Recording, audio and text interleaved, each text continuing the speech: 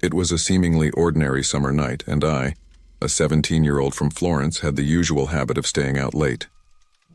It was around 1:30 when, after saying goodbye to some friends, I decided to carry out my usual task, hiding cigarettes for a friend whose parents were very strict. The location I chose for this operation was a somewhat hidden but extremely dark place. Despite being aware of the risk, I never felt fear going there alone, even when the night was pitch black. It was an old shoe factory from the 1920s, long abandoned for many years. Before entering, I had to traverse a narrow road bordered by a tall and eerie gate, next to which there was a hole in the fence through which I slipped every time. That August night, as I approached a completely shattered window, I heard a noise to my right. My heart started pounding frantically. Turning around, I saw a man with a disheveled appearance, long, unkempt hair, and a black sack in hand. His gaze seemed empty, as if he were completely out of control. I was torn between continuing or running away. I decided to proceed, but the darkness around me was total. After hiding the cigarettes and spending some of the longest 5 minutes of my life inside the factory, I came out only to realize that the man had mysteriously disappeared. My return home did not put an end to my unease. As I prepared to sleep, at 3:30, I heard knocking on my window. Initially, I thought it was a dream, but then the house bell rang. I quickly told my mother about the man, persuading her not to open. Fortunately, the threat did not materialize. Since that terrible day, I haven't seen that man again, but fear has prompted me to sleep with a knife under my pillow and often carry it with me when I go out. The lesson learned is always to be attentive to our surroundings.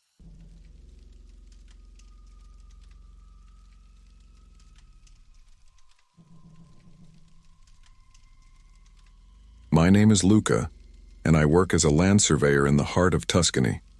My primary task involves identifying and mapping the boundaries of my clients' properties when requested. Unlike other surveyors who often need specialized equipment and the assistance of a second person, I am fortunate to have inherited a GPS tool from my father, also a surveyor, allowing me to navigate independently on any terrain.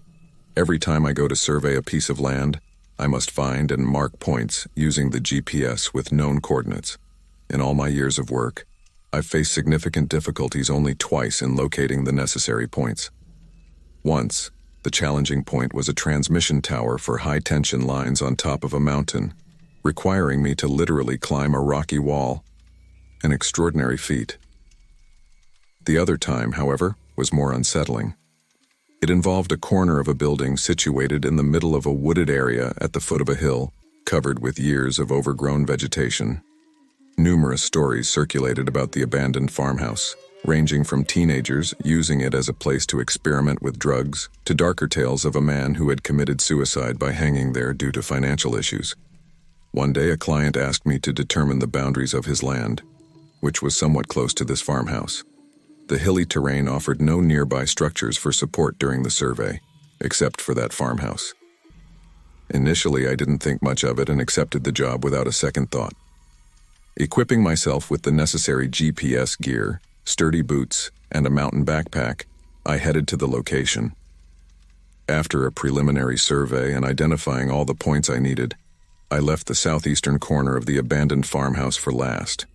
It was located in the middle of the woods, and the journey towards it involved traversing a vast, untamed field with dry grass, weeds, stones, and occasional thorns, and a live, dead meadow, as I sarcastically thought. However, as I progressed, I started feeling uneasy and nervously tense. I let the stories surrounding the farmhouse get to me. Standing in the middle of that dead meadow, I paused, watching the farmhouse from a distance. The GPS blinked continuously, struggling to establish a satellite connection directly above me. For a moment, I was captivated by the sight of the abandoned structure. Broken windows, vandalized doors, and graffiti adorned the facade. Maybe it was just my imagination fueled by the stories, but I was convinced that someone or something was watching me from inside that farmhouse. I stopped again, contemplating turning back. Minutes passed and the sun continued its descent. I was running out of daylight. Glancing at the GPS, I noticed its battery was nearly depleted. Summoning courage and thinking only of my compensation, I briskly moved towards the southeastern corner of the farmhouse. I was about 200 meters away, and the discomfort I felt earlier suddenly intensified. Examining the place, I saw broken windows, vandalized doors, and graffiti on the walls. Maybe it was just my conditioned mind, but I was convinced that someone or something was observing me from within that farmhouse. I stopped again, contemplating the idea of turning back. Minutes passed, and the sun continued its descent. I was running out of daylight. Glancing at the GPS, I noticed its battery was nearly depleted. Summoning courage and thinking only of my compensation, I briskly moved towards the southeastern corner of the farmhouse.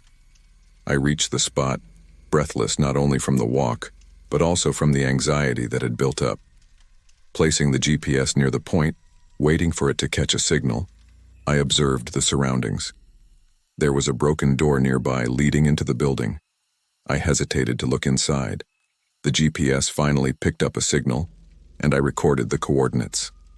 At that moment, a chill ran down my spine. I had an urge to leave immediately, feeling as though someone or something was watching me from a distance. I hurriedly made my way back to the car.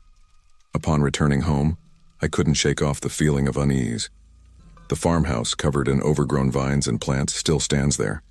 Later, out of curiosity or perhaps a need to confirm my fears, I went to the municipal office and requested to see the plans of that location. After a bureaucratic wait, I obtained the blueprints. As I reviewed the plans with a municipal technician, he casually pointed to a spot and said, "This is where they found that guy who hanged himself." He gestured towards a worn-out rope hanging from a beam under which there was a toppled chair.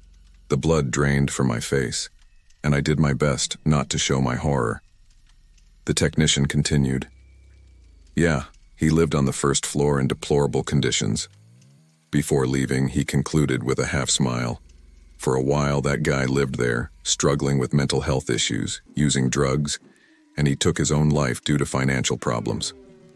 I bid him farewell, exited the municipal offices, and returned home without uttering a word.